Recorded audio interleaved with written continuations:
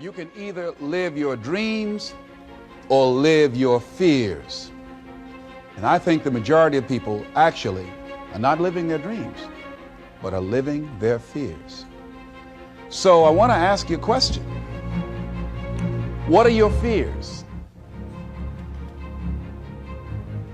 What are you afraid of? What are you scared of? Teammate, try to make my teammates better.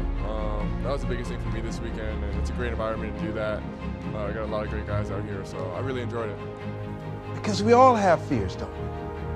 We all have something that's blocking us, that's holding us back.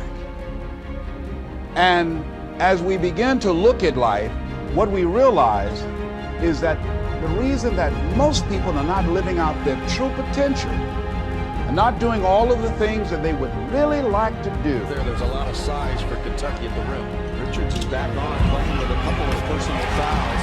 And just on the floor now. Around the screen, kick out to Juzang. Up and under move. Juzang gets it to go. It's because of fear. Some people call fear false evidence or expectations appearing real. And so, you know what? Most people go through life running scared. Running scared from things that have no teeth in them because they're false expectations appearing real. That, see, we're brilliant enough to scare ourselves to death. You realize that? What are the things that you fear that's been keeping you from living your dream?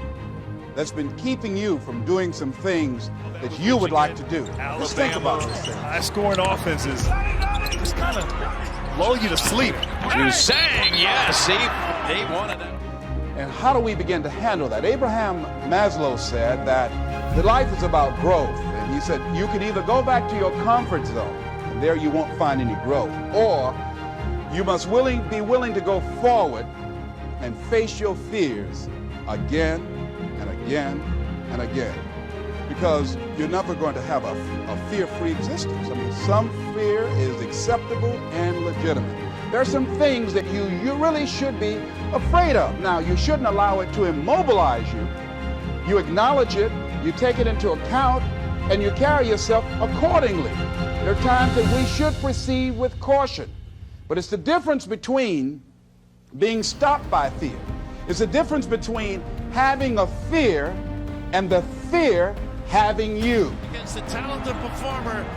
How about the relocation too? Turn your head one way, go the other. Number 3. Why not? Shake that head. Woo, impressive. So what do? One, acknowledge it. And knowing that it's okay. Don't condemn yourself for being afraid. It's perfectly fine to have some fears. You're now joined by Johnny Juzang. Please use the raise hand function to indicate you would like to ask a question. You acknowledge your fears, you embrace those fears, and then you move on. Juzang straight away. 3 is good.